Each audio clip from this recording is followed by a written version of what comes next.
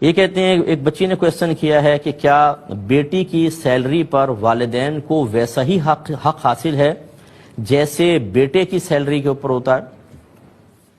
دیکھیں مسئلہ یہ ہے کہ ماں باپ کو تو بیٹے کی سیلری پر بھی وہ حق حاصل نہیں ہے کہ وہ یوں کہیں کہ جو سیلری آئے وہ ہمیں دو، ہمارا حق ہے. ایسا تو کچھ بھی نہیں ہے.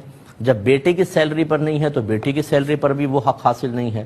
اصل مسئلہ یہ ہے کہ اگر ماں باپ محتاج ہوں، میرے لفظ ذرا ذہن میں رکھیے گا، اگر ماں باپ محتاج ہوں، محتاج کا مطلب ان کے پاس کھانا پینا، لباس اور رہائش کا انتظام نہیں ہے، تو ایک بیٹا ہی نہیں، پھر جتنے بیٹے جتنی بیٹیاں ان سب پہ فرض ہے کہ سب کنٹریبیوشن کر کے اپنے ماں باپ کو کھانا پینا، لباس اور رہائش فراہم کریں گے.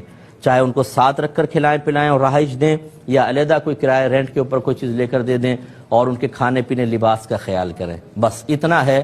اب معلوم یہ ہوا اگر ماں باپ محتاج نہیں، جیسے پینشن وغیرہ آتی ہے یا پہلی کوئی پراپرٹی ہے، کوئی کاروبار چل رہا ہے، تو بچے پر 1 روپیہ دینا بھی کوئی واجب نہیں ہے.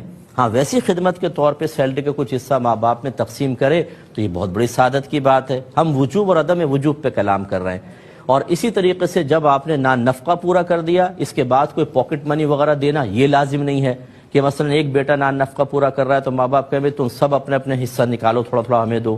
یہ کوئی فرض یا واجب نہیں ہے. اصل ہے نان نفقہ پورا کرنا، بس اتنا ہے. باقی مطلب کوئی سخت ضرورت ہو تو وہ الگ مسئلہ ہے، ورنہ نان نفقہ ہی اولاد پر لازم ہوتا ہے.